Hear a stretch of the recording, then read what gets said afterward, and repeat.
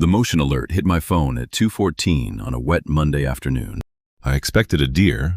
Instead, a golden retriever came flying around the side of my house like he had been launched from the state forest.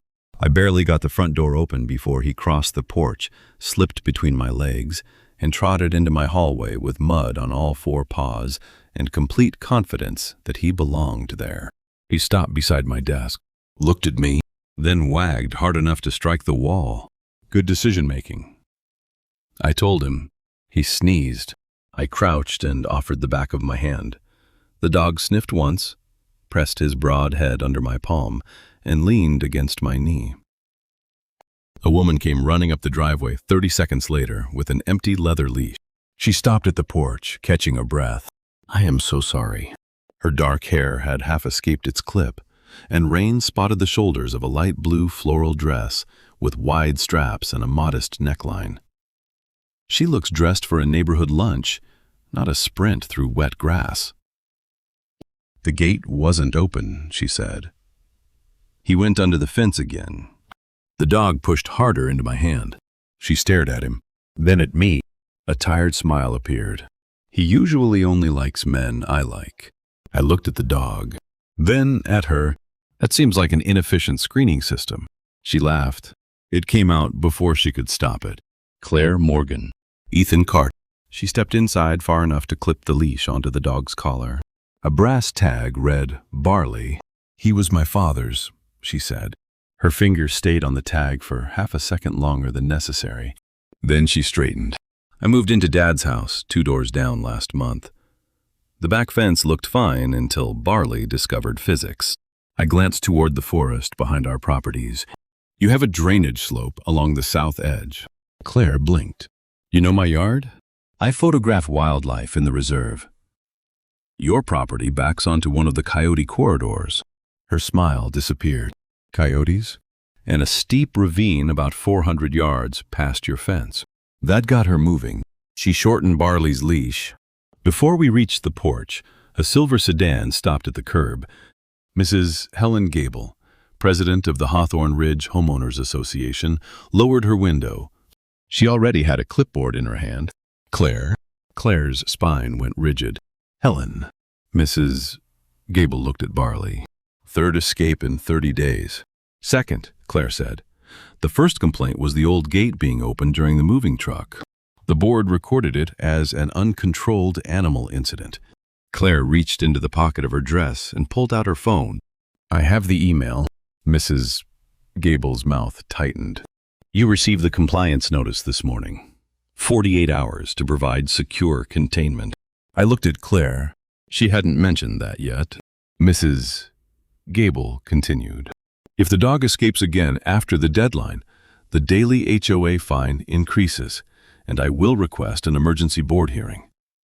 If the board determines there is a public safety issue, we can refer the matter to County Animal Services." Not seize him, not remove him herself. A referral. That distinction mattered, Claire asked. "And the appeal I filed?" "Filing the appeal does not suspend the 48-hour containment deadline." Mrs. Gable gave me one brief glance. Then she drove away. Claire watched the sedan disappear. Barley sat against her leg. "He was Dad's last dog," she said quietly. "When Dad got sick, Barley was the one thing that still got him outside every morning." Her phone buzzed. She silenced it without reading the screen. "I've called 4 fence companies. Earliest start is 19 days. And boarding? Full until next week." My sister's condo in Ohio has a 50-pound limit. Barley weighs 72. 2 easy exits closed. "What about a temporary kennel?" I ordered one. Delivery estimate is Friday. Too late. I picked up my field jacket. "Show me the fence." Claire studied my face. "You don't have to do that. I spend half my life reading animal movement against terrain. If Barley can leave the yard, I can probably tell you how." "That wasn't what I meant." "I know." Barley leaned against my knee again. Claire looked down at him. Then she handed me the leash. "Fine, but if you do actual work, I pay for the materials." Agreed. The practical reason for helping her was simple. The failing boundaries sat against a state forest I knew better than most people knew their own streets. And a 72-pound dog had already discovered the escape route twice. Romance had nothing to do with it. At that point, I wasn't even sure Claire liked me. Barley clearly had an opinion. The south edge of her yard dropped almost 18 inches between two fence posts. Decorative pine lattice covered the gap. Barley had excavated beneath it with impressive commitment. Claire stood on the patio with her laptop open beside a black coffee and 3 spreadsheets stacked across the screen. 48 hours, she said. I pressed a gloved hand into the soil. Soft loam. Easy digging. Posts are solid. The lower barrier is useless. That sounds encouraging. It means I don't have to replace the whole fence. Claire crouched beside me. What do you need? Welded wire, heavy gauge, ground stakes, U-staples, maybe an apron extension on the slope. She opened a spreadsheet. I looked at her. You have a fence spreadsheet? I'm a financial consultant. That doesn't answer the question. It answers most of my questions. She typed while I measured. Materials budget? I gave her the estimate. She entered. Labor? No. Her fingers stopped. Ethan, buy the materials. I don't accept free professional labor. I'm not a fencing contractor. You own the equipment and have the skill. That's not the same thing. Claire closed the laptop halfway. I'm not asking a stranger to spend 2 days fixing my property for nothing. I looked at Barley, who was lying directly across my tool bag. Your dog has already converted my hallway into public infrastructure. Claire fought a smile. Materials plus dinner. I didn't ask for dinner. I'm not making dinner for you. I'm ordering food while you work. Then it's not compensation. Good. She reopened the laptop. Agreement reached. That evening, Miles Cooper called while I was loading mesh into the back of my truck. Miles edited most of my wildlife work and had been trying to convince me to accept a 6-week assignment photographing wolves in Montana. You're still home? Yes. I can hear hardware. Yes. You're fixing something? Yes. There was a pause. You hate home repairs. This is animal containment. That sounds suspiciously like a semantic loophole. I shut the tailgate. Neighbor's dog. There is no, woman? Yes. Miles was silent for 2 seconds. Then, I ended the call. Tuesday afternoon. Claire's black coffee was waiting on the retaining wall when I arrived. No sugar, no cream. I didn't tell you how I take it. You sit on your porch with the same mug every morning. That is observational. I'm paid to notice patterns. You're paid to manage money. Same disease, better clothes. I spent 3 hours trenching welded wire beneath the fence line. Claire handled calls from her patio until 6, then finally shut the laptop when Barley dropped a muddy tennis ball directly onto the keyboard. She stared at him. He stared back. I pointed toward the yard. Clear request. I have 3 emails. Barley nudged the ball again. Claire closed the computer. 10 minutes. We ended up throwing the ball for 25. That was the first time I saw her move without carrying a phone. By sunset, the temporary reinforcement covered the entire vulnerable section. I mounted one trail camera high on an oak overlooking the slope. Claire watched from below. For coyotes? And escape attempts. You're building evidence. Yes. Her expression sharpened. Can we log Barley's location too? If you want, I do. The next morning she ordered a GPS collar. Not because I told her to. Because after reading the HOA covenant herself, she noticed the board's complaint process depended on documented incidents. By Thursday, Claire had built her own violation timeline. 2 prior complaints. 1 disputed. Fine schedule. Board procedure. Appeal dates. The 48-hour deadline. She found something else. Helen's notice, cite Section 9. I looked up from the fence. Yes? Section 9 requires the board to document the actual animal before imposing the enhanced repeat offender fine. You're sure? She turned her laptop toward me. Highlighted language filled the screen. I do this for a living. Ethan. Numbers. Contracts. Ugly footnotes nobody else reads. useful. That's your compliment? Yes. She smiled. I'll take it. The HOA's 48-hour inspection happened that afternoon. Mrs. Gable came with another board member, Thomas Reed, who looked like he had been volunteered against his will. Claire did the talking. She showed them the buried mess, locked gate, GPS caller receipt, and the temporary camera coverage. I stayed 6 feet back. This was her property. Her appeal, her voice. Mrs. Gable tested the gate twice. It appears temporarily compliant. Claire's eyebrow moved. It is compliant. We'll review again after your permanent repair. I already have a licensed contractor scheduled for week 4. Mrs. Gable made a note. The immediate fine escalation stopped. That evening, Claire handed me a thermos. A strip of blue tape wrapped around it. Black, no spreadsheets required. I turned it in my hand. This is inaccurate. Why? I've seen you use spreadsheets with coffee. Don't ruin the joke. Barley arrived with his tennis ball. I threw it. Claire laughed. For one quiet minute, the forest behind us was only forest. By the second week, the temporary repair had become routine. So had Claire.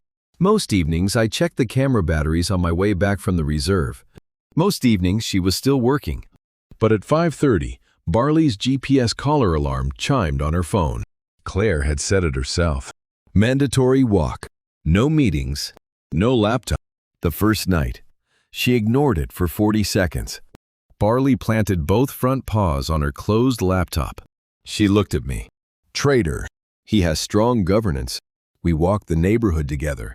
Claire told me her father had been a school principal who believed every problem improved after 10 minutes outside. He was annoyingly consistent. Sounds useful.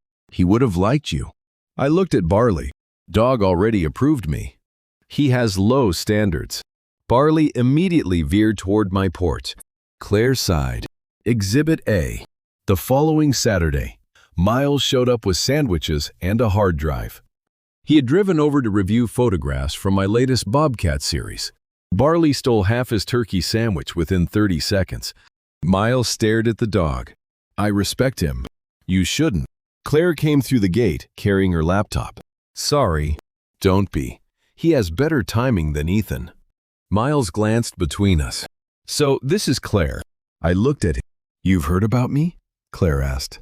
No. Miles smiled, which is how I know you matter. I took the sandwich bag away from Barley. Miles has poor social calibration. Claire laughed. Miles spent 2 hours helping me sort reserve footage. When he left, he stopped beside my truck. Montana needs an answer next week. I know. 6 weeks. Good money. I know. He looked toward Claire's yard. Then back at me. You still planning to take it? I haven't decided. That answer surprised both of us. The second week passed without an escape. Claire's permanent fence contractor confirmed the start date for the 4th week. The GPS caller logged Barley's walks and yard time. My cameras recorded foxes, raccoons, 2 coyotes, 1 very arrogant wild turkey, and Barley repeatedly sitting at the section of fence closest to my house. Claire sent me a screenshot. Claire, he's waiting for his favorite man. Food-motivated bias. I didn't say favorite because of food. I stared at the message longer than necessary, then turned my phone face down. By the 3rd Friday, the HOA conflict came back. Claire called at 7:03 in the morning. Her voice was controlled. Too controlled. Helen says Barley destroyed the flower beds at the front entrance. I was already putting on boots. When? Between 6 and 6:30. Where was Barley? In the kitchen with me. GPS. I have the log. It never left the house geofence.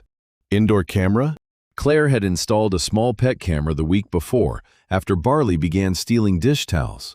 Yes. Preserve it. I already downloaded the clip and locked the original in the app archive. That was Claire in her own lane. Prepared. What did Gable issue? Enhanced nuisance violation. Emergency board hearing tomorrow.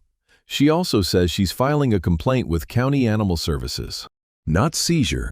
A complaint. Still serious. I'm coming over. When I reached her house, Mrs. Gable's printed photographs were spread across the kitchen island. Large paw prints, freshly disturbed mulch, no animal visible. Claire stood beside them with the HOA covenant open. She cannot identify the dog from this. No, she's using print size, which is unreliable in wet soil. Claire turned. How unreliable?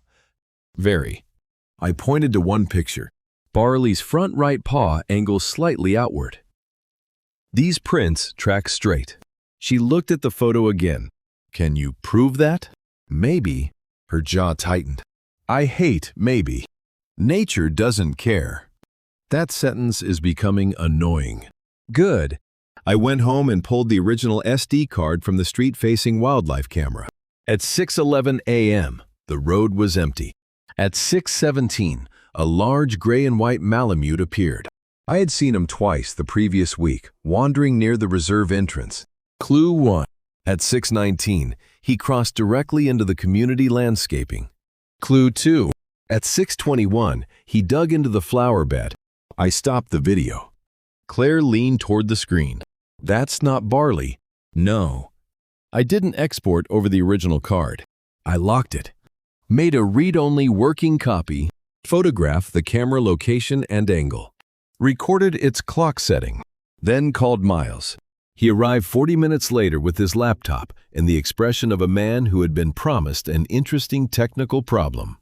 I am not a forensic examiner, he said immediately. I know. I can independently verify your export process in file hashes. That's all I need. Claire looked between us. You two speak like contracts.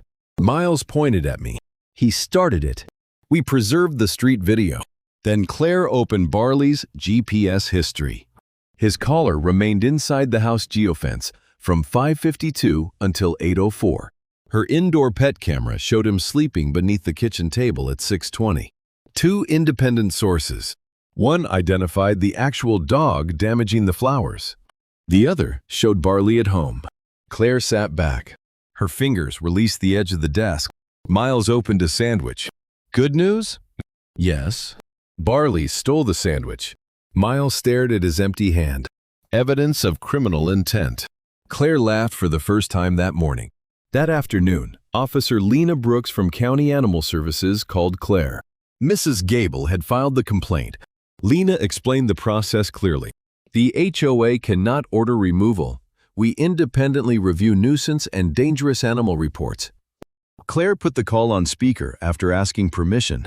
I have GPS records and indoor video showing Barley at home, plus outside footage identifying another dog. Preserve the originals, Lena said. Send working copies through the county portal. I'll also need vaccination records and your containment documentation. Claire already had the file open. I can send everything within 10 minutes. Good. Lena paused. And Ms. Morgan? This complaint alone does not authorize seizure. Claire closed her eyes once. Thank you. When the call ended, she opened the county portal and uploaded the packet herself. I only checked the video file names. The following morning, the emergency HOA hearing took place in the clubhouse. Claire presented first. She showed the covenant language requiring identification before enhanced repeat offender penalties. Then the GPS history. Then the indoor pet camera clip. Then my street footage of the Malamute. Mrs. Gable objected that the timestamps might be wrong. Miles, sitting in the second row, handed Claire a one-page statement documenting how we preserved the original card and produced the working copy. Not absolute proof, not magic metadata. A clear handling record. Claire held it up. The board is welcome to inspect the original recording device and original card. Thomas Reed, the reluctant board member from week 1, looked at Gable. I think we had the wrong dog. Helen. The violation was withdrawn. The emergency hearing ended. County Animal Services closed the complaint later that afternoon after Officer Brooks reviewed the submitted evidence and confirmed the Malamute's owner had already been contacted about separate loose dog reports. Claire met me outside the clubhouse. She didn't say thank you first. She handed me black coffee. Then she said, I won. Yes. You sound surprised. I'm not. You barely spoke in there. You didn't need me to. That stopped her. The wind pushed one loose strand of hair across her face. She tucked it behind her ear. Good. Barley was waiting in the car. When Claire opened the back door, he climbed over the seat and tried to reach me. "You're reinforcing his bad judgment," she said. "I've done nothing." "He likes you." "That remains unproven." Claire gave me a look. "He usually only likes men I like." The line landed differently 3 weeks later. I looked at her. She looked back. Neither of us laughed immediately. Then Miles called from across the parking lot. "Are we eating, or am I witnessing something?" Claire smiled. "Eating." Relief lasted 5 days. The permanent fence contractor started Thursday of the 4th week. By Friday afternoon, new steel-backed fencing enclosed the entire south boundary, including the old section beside the neighboring vacant lot. The contractor had one final gate latch left to replace Saturday morning. At 4:20 Friday, the county weather alert escalated. Severe thunderstorms, wind gusts over 50 miles per hour, flash flood warning near the reserve creeks. I was editing at home when my reserve camera started going offline one by one. Power flickered. Then came the crack. Not thunder, wood. I reached the back window in time to see an old oak limb come down across the vacant lot corner. It struck the only temporary service opening the contractor had left around the gate replacement. Metal twisted. One panel tore free. The storm had found the exact weak point. I called Claire. "Keep Barley inside." "He is." "Contractor gate took a hit." "I'm coming out." "No, wait until I see whether the opening reaches your yard." "I own the yard." "Fair." Rain shell. Boots. She appeared 90 seconds later in proper gear. Barley locked inside the house. We inspected the damage from the safe side. The tree limb had crushed the service panel, but not the new main fence. A 4-foot opening remained near the contractor's unfinished gate. Claire took photographs immediately. "I'm calling the installer." "Good." She did. They could return at first light, weather permitting. Until then, we secured a temporary cattle panel with steel stakes and locking carabiners. Barley stayed indoors. No crisis. Not yet. At midnight, the worst line of storms passed. Rain continued. Wind dropped. Saturday morning, the contractor arrived at 7 and began replacing the damaged gate section. Barley had been inside all night. At 8:12, Claire opened the mudroom door to let him into the enclosed side run while the contractor worked on the far corner. Thunder rolled unexpectedly over the ridge. The temporary power tool on the fence snapped on at the same second. Barley panicked. He cleared the low side run barrier before anyone reached him. By the time Claire shouted his name, he was already across the yard. The contractor lunged for the temporary gate. Too late. Barley vanished through the work opening and into the reserve. Claire ran toward it. I caught the gate before it slammed. "Stop." "He's gone." "I see that. I'm coming." I looked toward the trees. Rain still fell steadily. The creek system would be swollen, but the severe wind had passed, and the park dispatch page showed no active lightning warning. First, we logged the search. Claire stared at me. "What?" I pulled out my phone and called State Park Dispatch. I gave them the entry point, dog description, GPS frequency, my name, and my planned search corridor. Then I called Miles. "Barley's out." His voice changed immediately. "What do you need?" "Track my shared location. If I stop moving for 10 minutes, call Park Dispatch." Done. Claire was already opening Barley's GPS app. "The caller is pinging." "Good." She handed me the phone. "Signal intermittent. Last point, 700 yards down slope. I'm still coming. If Barley loops home, someone has to be here." Her jaw tightened. I pointed to the house. Front door open to the mudroom. Dry towels, food, your voice. If he circles back, that gives him a destination. She looked at the trees. Then back at me. "You call every 10 minutes. If signal allows, 15 max." Agreed. She stepped aside. That was trust, not obedience.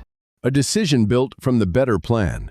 I took a waterproof pack, GPS, thermal monocular, dog recovery harness, paracord, first aid kit, headlamp, spare layer, and radio. Then entered the reserve. The first half-mile was easy. Barley had torn through soft ground, fresh prints, broken fern, mud thrown backward. Then the rain thickened. His collar ping disappeared. I stopped at the edge of a shallow ravine, listened. Nothing except water. The thermal monocular showed squirrels, one deer, and the cooling outline of a raccoon beneath a log. No dog. I moved toward the last GPS point.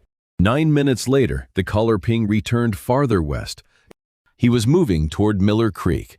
I called Claire. Signal moved west. Is he okay? I don't know yet. A pause. Okay. No panic speech. No demand.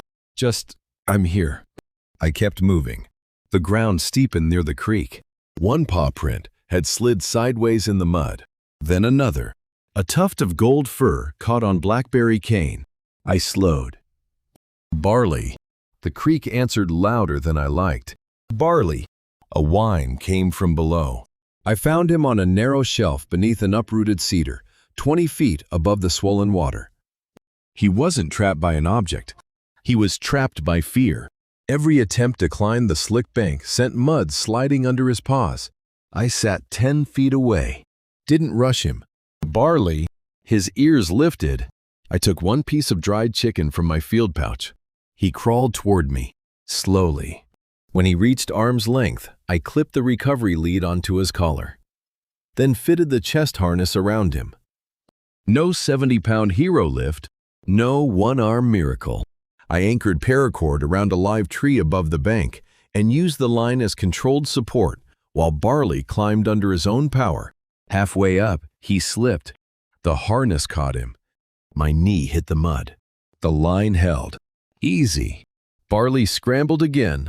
This time, he made the top. I checked his paws. One small scrape.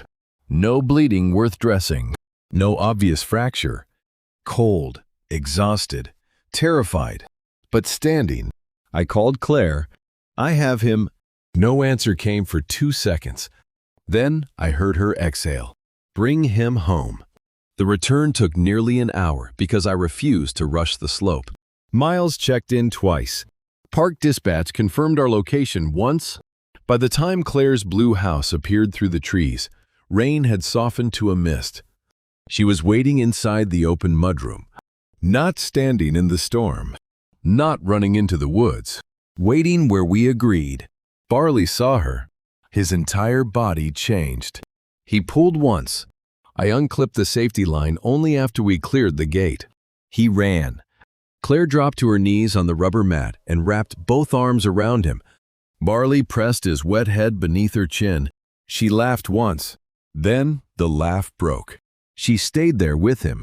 I leaned against the doorframe and removed my soaked gloves. Claire looked up. You're bleeding. I checked my knuckle. Scrape. Branch. Sit down. Barley first. I already checked him. So did I? Then both of you. She pointed at the bench. I sat. Claire brought towels. Then the first aid kit. She cleaned the scrape without turning the moment into something larger than it was. When she finished, she put black coffee beside me. The mug shook once against the bench before her hand steadied. I covered her fingers briefly with mine. No speech. Barley pushed his nose between our hands. Claire laughed into the towel. The contractor returned that afternoon after the weather cleared. By sunset, the damaged gate was rebuilt, checked, and locked. The permanent fence passed its final inspection. No temporary gap remained. Sunday morning brought one last HOA meeting. Not because Gable could seize Barley. Because Claire had bequested the board formally correct the record after 2 unsupported repeat offender notices. Officer Lena Brooks attended remotely for the animal services portion. Miles sat beside me with coffee and complained that HOA chairs were less comfortable than field rocks. Claire stood at the front. She had a clean binder. No trembling hands. No rescue required. She presented the timeline. Initial escapes, 48-hour compliance, temporary reinforcement, GPS collar, permanent contractor repair, false flowerbed accusation, withdrawn violation, county complaint closed, storm damage, contractor repair and final fence inspection.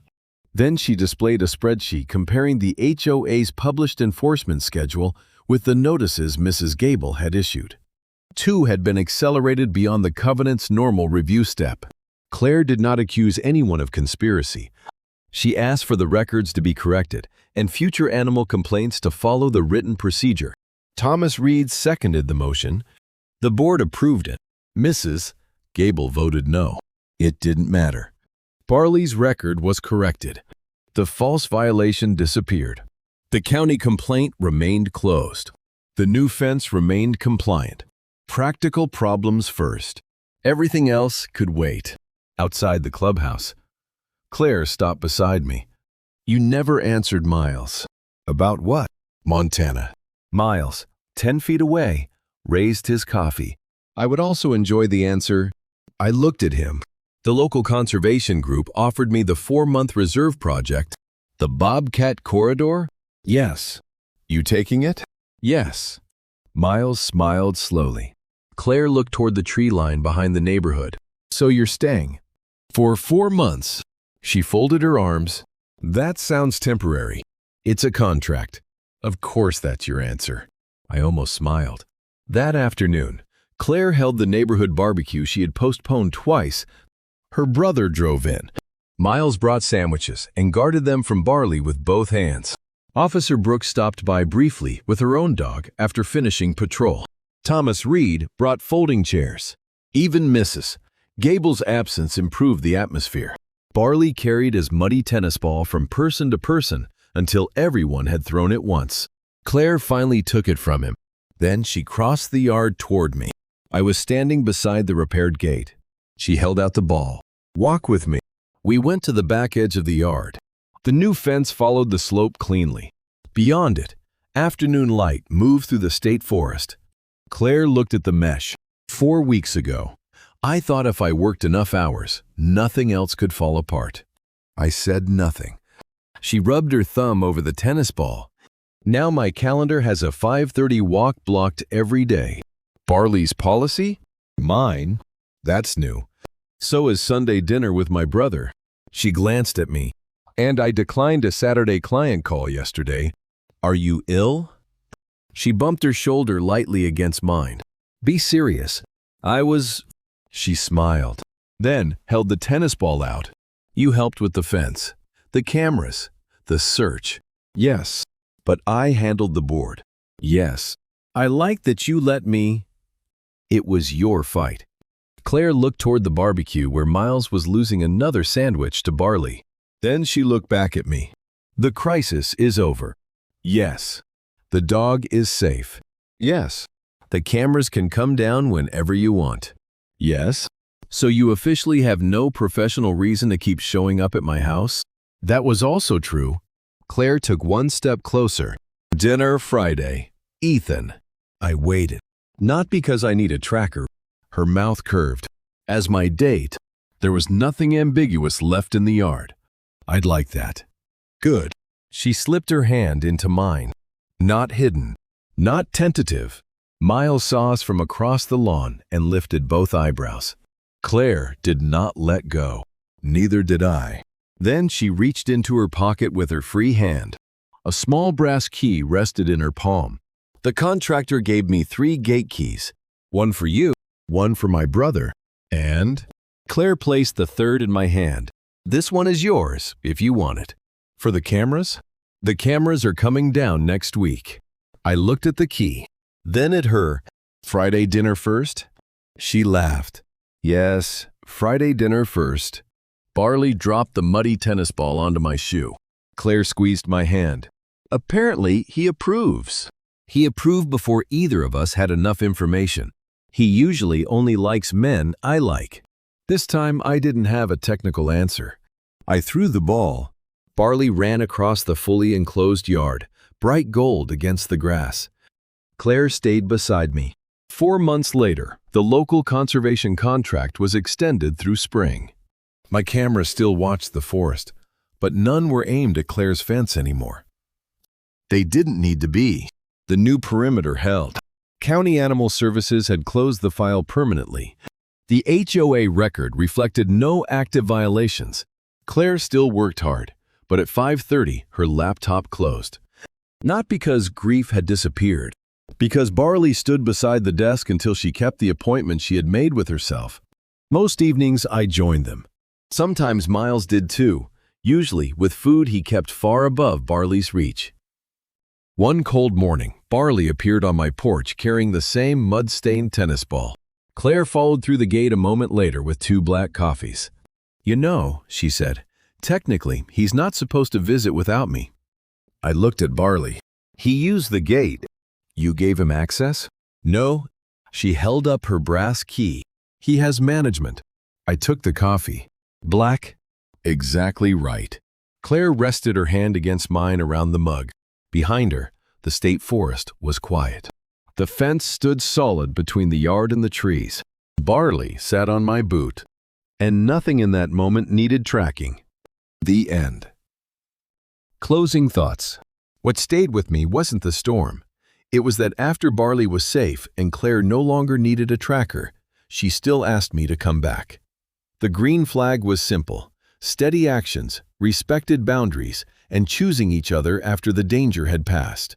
Please like and subscribe so we can share more stories like this.